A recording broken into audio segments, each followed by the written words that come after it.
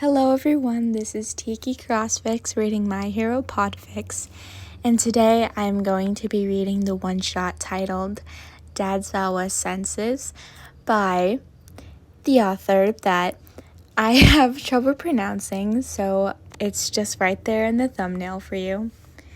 I haven't posted in about a month now because I just came back from the mental hospital, so that definitely delayed some of my posts, but I'm back now. So let's read the summary. After living in the dorms for a month, Aizawa had developed a kind of sixth sense for when his students were doing something stupid, dangerous, or if they were sad. It was around 4 a.m. when it happened the first time. He had skipped patrol because it was storming, so he went to bed right after checking on his students to catch up on some sleep when he suddenly shot up, wide awake, and hisses, "Problem child." Grabbing his scarf out of his closet and throwing on his shoes, he starts to jog to the 1A dorm building. Walking in, he notes that it's pitch black besides the light coming from the oven door, and that the whole dorm seems to smell like some sort of baked treat. Gripping on the edge of his scarf, he took a step, only to stop when wide eyes landed on him. Rushing to the light switch, Aizawa turned it on. He stopped short when he saw the resident trouble magnet himself, Izuku Midoriya, making what seemed to be cookies? Yes, those were cookies at 4 a.m. Dragging his hands down his face with a long sigh, he looked Midoriya in the eyes and started to talk. What, and I can't stress this enough, what the actual flip are you doing making cookies at 4 a.m? At least he had the nerve to look sheepish when he finally answered. Well, you see, I couldn't sleep, so I'm baking to be productive. That's when Aizawa noticed it. The multitude of containers and plates on the counter that were filled with baked goods. From the looks of it, he must have been at it since at least midnight. Sighing again, he looked Midoriya dead in the eyes. Did you so happen to have made banana bread or peanut butter cookies? Midoriya just stood there for a minute blinking at him with a tilted head. And God, he looked like a cat. Before he seemed to stop blue screening. Yes, sir. He walked forward towards the counter and handed Aizawa 2 containers. Each had a colorful sticky note on the top saying what was in it. The black-haired man opened the container that said peanut butter cookies on a bright pink sticky note with what looked like glittery purpley pink pen on it. He opened it and took one cookie out. Taking a bite out of it, he nodded. Don't complain to me about training tomorrow because you stayed up. Go to bed after you finish what's in the oven. Oh, and problem child? Receiving a nod, he continued. These cookies aren't half bad. Stunned for just a second, the child beamed so bright it hurt his eyes to look at. Thank you, sir. Have a good night. Nodding again, he left with his cookies and banana bread. Well, that explains why the class seems to always have some kind of sweet with them or in their fridge. The next time it happened, it was a quiet night in the UA dorms. The kind of stillness that only comes after a long day of training and hero work. The clock had just struck 3 a.m., and the hallways were dark, save for the faint glow of moonlight seeping through the windows. He had a feeling that one of his students was so sad, and he was taking a walk around the dorms. As he passed by Midoriya Izuku's room, something made him pause. There was something in the air, a strange tension that Aizawa couldn't ignore. He quietly opened the door, his senses on high alert. The room was dim, illuminated only by the soft glow of a nightlight on Izuku's desk. Aizawa's eyes adjusted quickly to the darkness, and there, sitting on the edge of his bed, was Izuku. The boy's usually expressive face was blank, devoid of the usual spark and determination and emotion that Aizawa could come to expect. Izuku didn't seem to notice Aizawa enter. He sat there, staring at the wall, his green eyes dull and lifeless. Aizawa felt a pang in his chest. This wasn't the Izuku he knew, the one who fought tooth and nail to be a hero, to save everyone, no matter the cost to himself. "Problem child," Aizawa said quietly, his voice soft but firm. Izuku didn't respond, didn't even flinch at the sound of his teacher's voice. It was as if he was lost in a void, a place where nothing could reach him.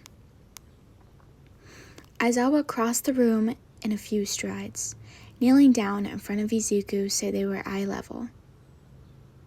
He placed a hand on the boy's shoulder, a rare gesture of comfort from the usually stoic teacher. "Izuku," he tried again, using the boy's first name this time. "What's going on?" After a moment, there was silence, and Aizawa wondered if Izuku would remain unresponsive. But then, slowly, as if dragging himself out of a deep pit, Izuku's eyes focused on Aizawa. "I don't know," Izuku whispered, his voice hoarse. "I feel nothing." Aizawa's heart clenched at the broken tone in his student's voice. Izuku was always so full of life, so driven by his desire to be a hero. To see him like this, empty and emotionless, was unnerving. "It's okay," Aizawa said gently, squeezing Izuku's shoulder. "You don't have to explain right now. Just know that I am here." Izuku looked at Aizawa, his eyes filling with unshed tears. "But I'm supposed to be strong," he murmured. "I'm supposed to be the one who saves everyone, but right now, I can't even save myself." Aizawa felt a wave of sadness for his student. He knew the pressure Izuku was under, the weight of carrying One for All and the expectations that came with it. It was a burden no teenager should have to bear alone. "You don't have to carry everything by yourself," Aizawa said quietly. "You're not alone, Izuku. You have your friends, your teachers. You have me." Izuku's tears began to fall, slowly at first, then faster, until he was silently sobbing. The emotion he had been holding back for so long, finally breaking free. Aizawa didn't say anything. He just pulled the boy into a hug, letting him cry into his shoulder. They stayed like that for a long time, Aizawa holding Izuku as he cried out his pain and fear. Eventually the tears slowed, and Izuku pulled back, wiping his eyes with the sleeve of his shirt. "Thank you, Sensei," he whispered, his voice shaky but sincere. Aizawa gave him a small nod, rare smile. "You're stronger than you think, Izuku. And it's okay to feel weak sometimes. We'll get through this together." Izuku nodded, a glimmer of hope returning to his eyes. He wasn't fully healed, but he felt a little lighter, knowing that he wasn't alone. Aizawa stood up, giving Izuku one last reassuring squeeze on the shoulder before heading toward the door. "Try to get some rest," he said softly. "We'll talk more about this in the morning." Izuku nodded again, watching as his teacher left the room, closing the door quietly behind him. He lied back down on his bed, the weight on his chest feeling just a little bit lighter. Last time it happened, the sun streamed through the windows of Class 1A, casting warm, golden rays across the desks. The students were buzzing with energy as they waited for Aizawa to arrive, chatting about their last training sessions, upcoming exams, and weekend plans. The classroom was alive with the usual chaos that came with a group of aspiring heroes. In the back row, Izuku sat slumped over his desk, his head resting on his folded arms. Dark circles marred the skin beneath his eyes, evidence of sleepless nights spent studying, training, and worrying about the weight of his responsibilities. His exhaustion was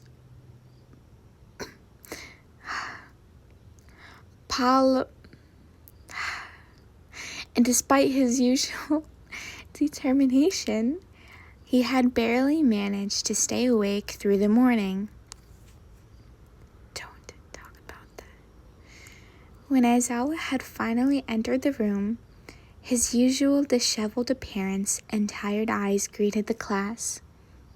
The students quickly settled down, their chatter fading as they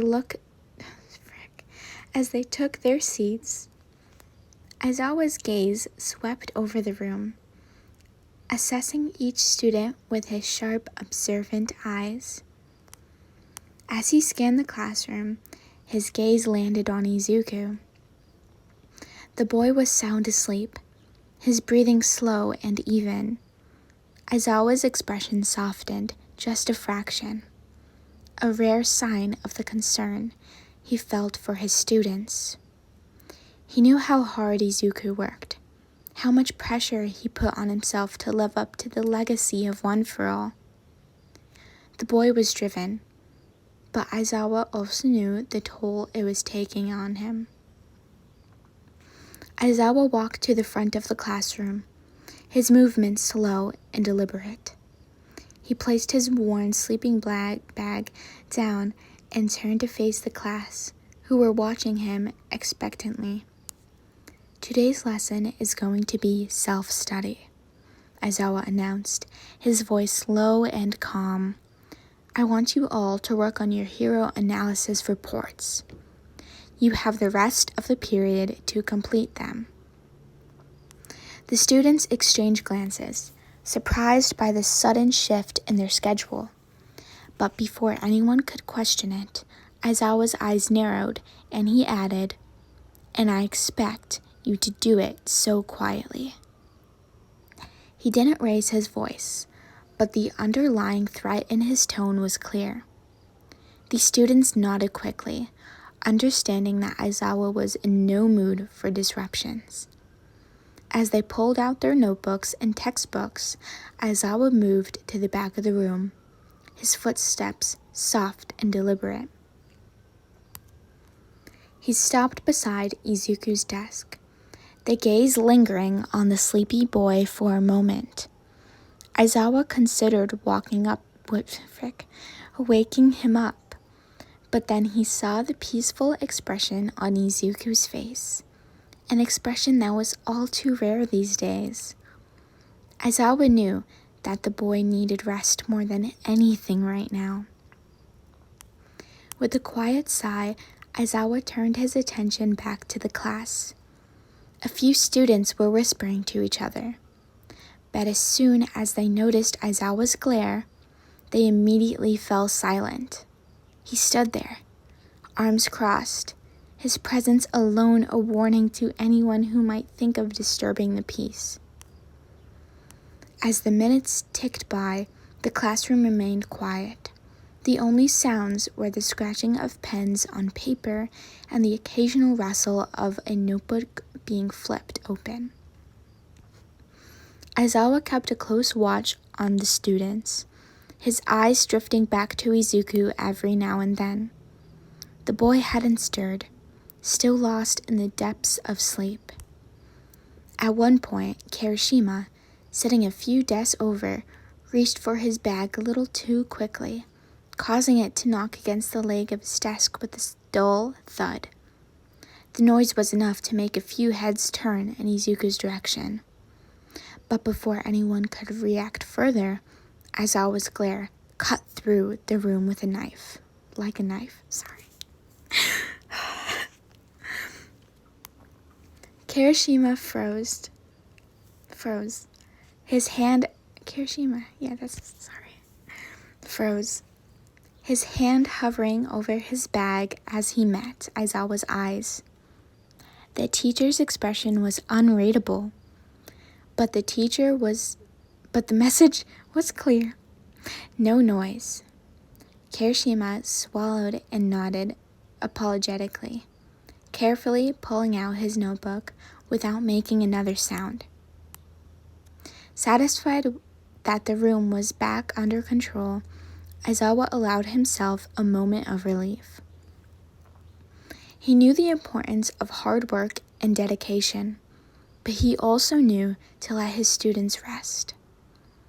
Izuku was one of the brightest students he had ever taught, but the boy had a tendency to push himself beyond his limits. Aizawa had seen it before, in himself and in others, and he wasn't about to let another young hero burn out. As the class continued their work in silence, Aizawa remained vigilant, ensuring that the room stayed quiet. The students, sensing the seriousness of their teacher's mood, focused on their tasks, avoiding any unnecessary noise. It was an unusual day for Class 1A, but they understood why. Midoriya deserved this moment of peace. The period passed without incident, and when the bell rang, Aizawa raised a hand to stop the students from packing up too loudly. "Leave, quietly," he instructed. "Midoriya needs his rest." One by one, the students nodded and began to gather their things, careful not to make any noise. As they filed out of the classroom, Aizawa stayed behind, watching over Izuku as he slept. Once the last student had left, Aizawa approached Izuku's desk again. He reached out, gently brushing a stray strand of hair from the boy's face. Izuku stirred slightly, but didn't wake, his breathing still even and calm. Aizawa allowed himself a small smile, a rare expression of the care he felt for his students. "Rest well, problem child," he murmured softly. "You've earned it." As much as he tried to deny it, Aizawa really did love his kids.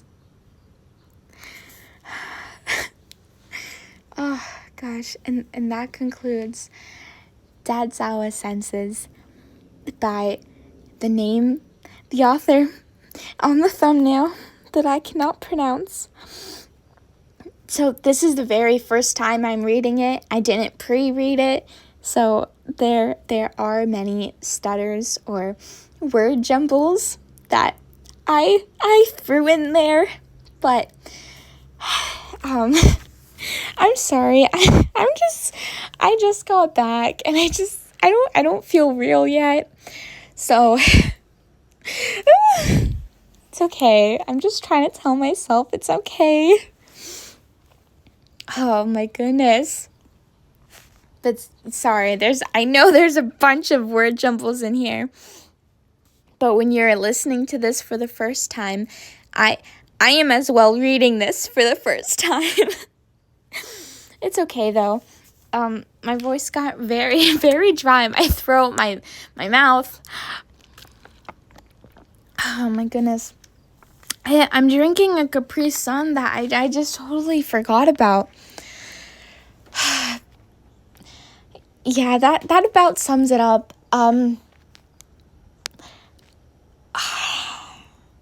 I hope you guys have an amazing day, night. I want to go to bed. Yeah, I'll see you guys later. Yeah, I'm out, okay?